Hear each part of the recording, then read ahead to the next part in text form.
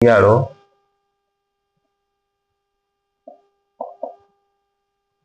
December થી ફેબ્રુઆરી,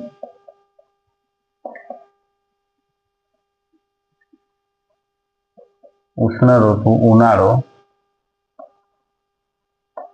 March થી મે, ત્યાર પછી વર્ષા ઋતુ ચોમાસું જૂન થી સપ્ટેમ્બર, ત્યાર પછી પાછા પડતા મોસમી પવનોની ઋતુ ઓક્ટોબર થી નવેમ્બર. અલ્નીનો નો અર્થ થાય છે નાનો બાળક.